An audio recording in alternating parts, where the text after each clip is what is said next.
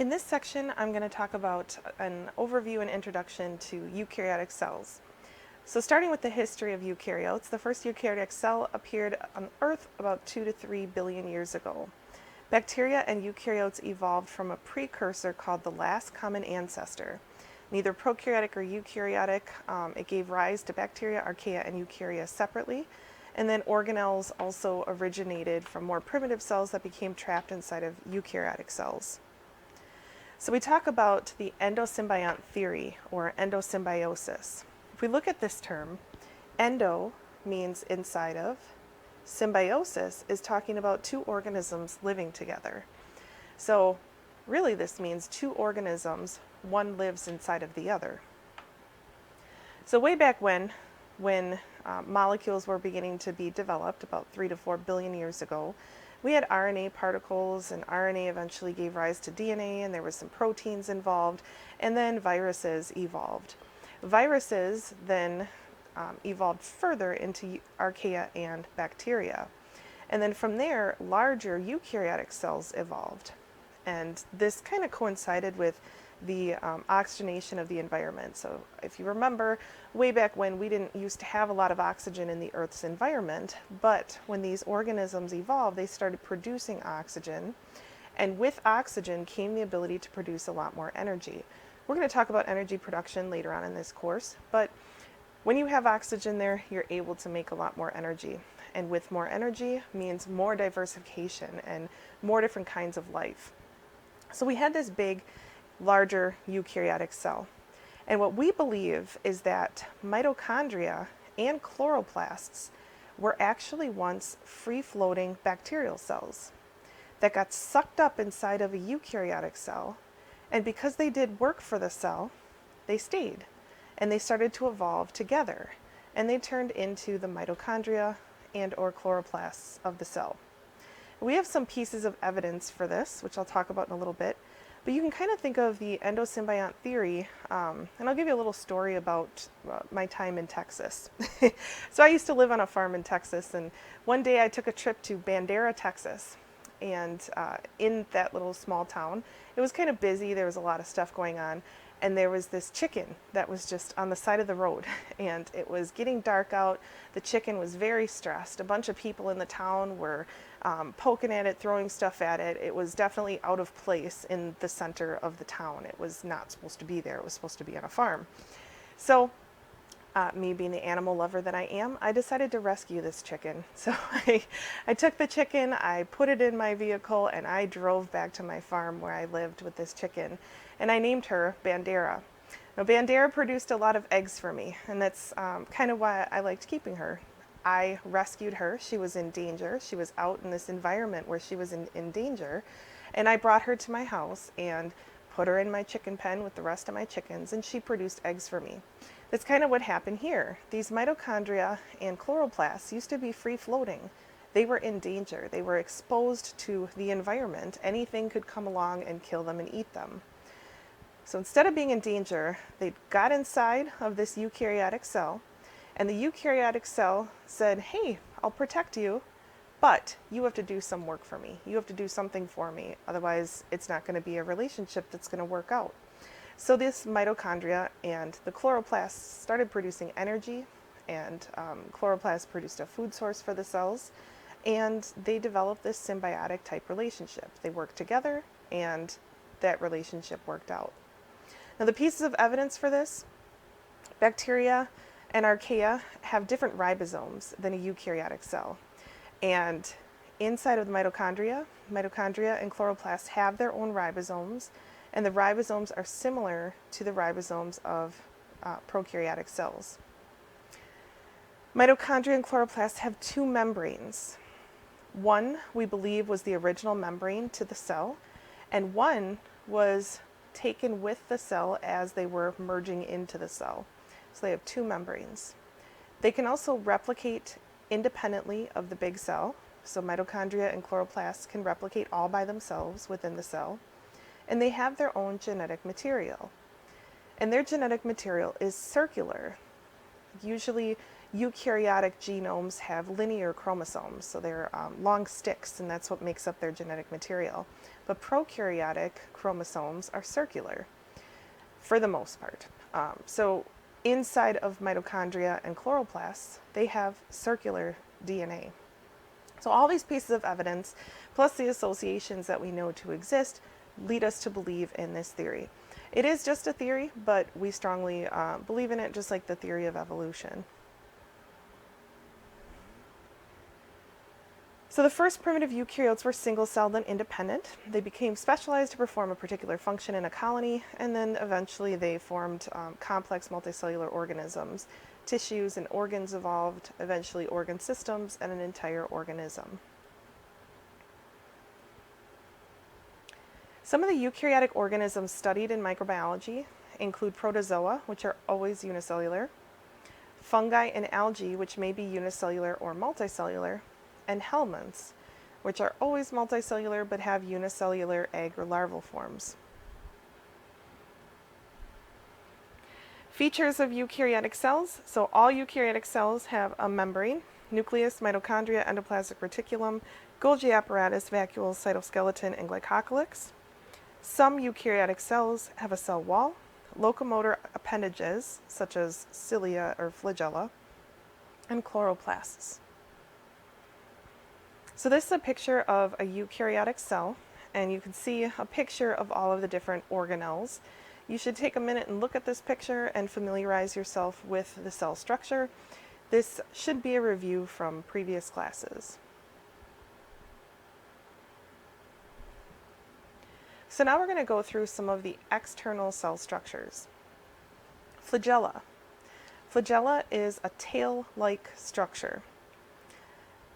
And flagella play a major role in motility, or the ability of the cell to move. Flagella are made up of microtubules, and you can see a picture of the microtubules within the flagellum.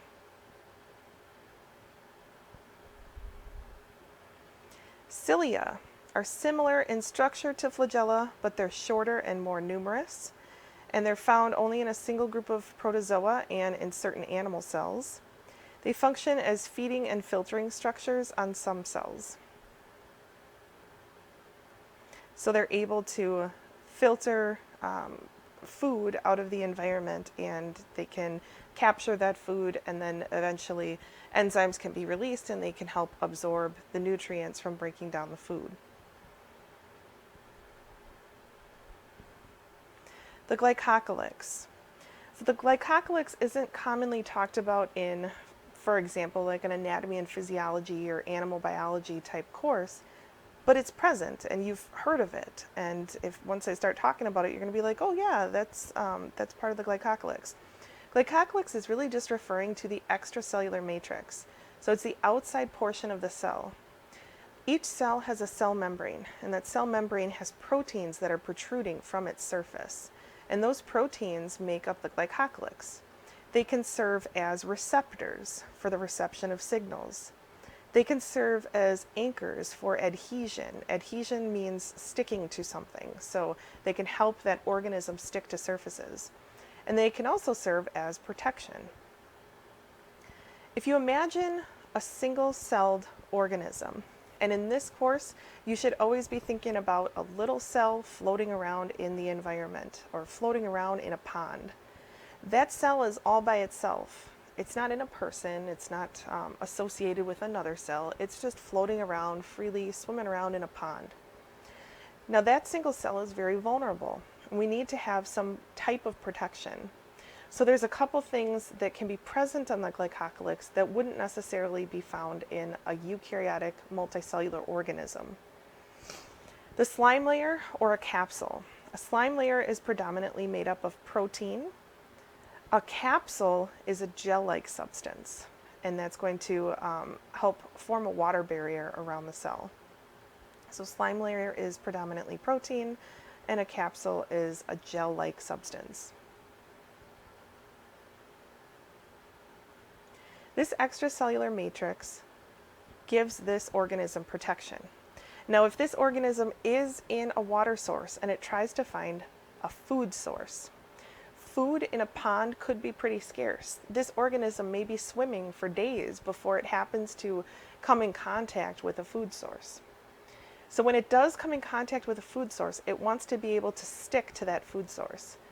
So for example, if it sticks to a rock, if it sticks to the surface of a rock, then it can be still and allow food to go past it, and it can filter and feed from the surrounding environment. So it needs this glycocalyx in order to stick to surfaces so that it can slow down, it can take in nutrients, and it can receive signals from the environment. For human cells, we do have a glycocalyx, and it consists of those receptor proteins. Like if a hormone is released in the bloodstream and it goes to its target cell, those receptors are all part of the glycocalyx.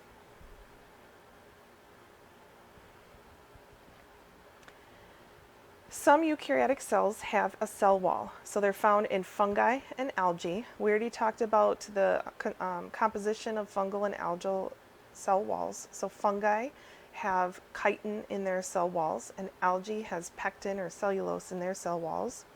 It's rigid and it provides structural support and shape, and different chemical composition than bacterial cell walls. And we'll learn about bacterial cell walls when we get to that chapter. A cell wall is different from a cell membrane. A cell membrane is a phospholipid bilayer. And this should be familiar to you again from previous classes. So phospholipid bilayer. If we break down this term, phospholipid bilayer. Phospho is talking about a phosphate. Lipid is talking about a fat. Bi means two, and layer means two layers. So a phospholipid bilayer has two layers of molecules that have a phosphate head and a lipid tail. The phosphate heads are also called hydrophilic heads because they love water. The lipid tails are also known as hydrophobic fatty acid tails because they are afraid of water, they're water-fearing. Because the lipids do not like water, they tend to clump together and form an association with each other away from the water. And this surrounds the entire cell. They contain sterols. Sterols give the membrane rigidity. So it allows the membrane to have some rigid structure or some solid structure to it. You can adjust the fluidity or the movement of the membrane by adjusting the amount of sterols present. The more sterol, the more stiff and breakable the membrane becomes. The less sterols, the more fluid and movable the membrane becomes. It's a delicate balance that's important because if it's too fluid, the membrane particles could float away from each other. If it's too rigid, then the cell is bound to rupture, or it's more prone to cell lysis or rupturing. Organisms have the ability to change the amount of sterols that are present in their cell wall. Even microorganisms that infect other organisms have the ability to determine how much sterol is in their cell wall. And this is a capability of certain viruses. If you think about viruses, and we'll talk about viruses in a little bit here, but viruses get into your cell in order to cause an infection. Some viruses want to escape from your cell in order to infect another cell. So if you have more sterols in your cell, this cell is more likely to rupture. If you have less sterols, the cell is more likely to allow these viral particles to escape. And enveloped viruses can escape by taking part of the cell membrane with them. So we'll learn a lot more about the viral infectious cycle later, but this is important to have this visualization of the cell membrane. You want to be able to visualize how this membrane looks now, because when we start talking about how microorganisms infect these cells, it's important to have that knowledge and background. So now that I talked a little bit about the cell membrane, I want to go back to this picture here. So our cells, as humans, we have a cell membrane, and then we have some mixture of proteins in the glycocalyx, so some receptors that protrude from our cells. But our cells do not have this cell wall component. And why don't they? Well, we're a multicellular organism. We don't need it. A lot of things get into and out of our cells because our cells need to be able to communicate with one another quickly. So if we had this big cell wall here, we wouldn't be able to have substances go in and out of our cells for rapid communication. It would take a lot longer and a lot more energy in order to get stuff out of our cells. Most single-celled organisms here are going to have this cell wall because they need that support and protection from the environment. Again, go back to that single cell that's floating around in a lake or in a pond. It needs that protection and support from environmental contaminants and environmental dangers. So they have that in order to support them. Fungi can be multicellular, and multicellular fungi are going to be growing in pretty harsh environments out in nature where they are at risk of drying out. So in order to prevent them from drying out and prevent nutrients from evaporating out of these organisms, they need that rigid cell wall to protect their cells. Humans, we don't need that. So from the inside to the outside of the cell membrane is the innermost layer, the cell wall comes next, and the glycocalyx is the outermost layer.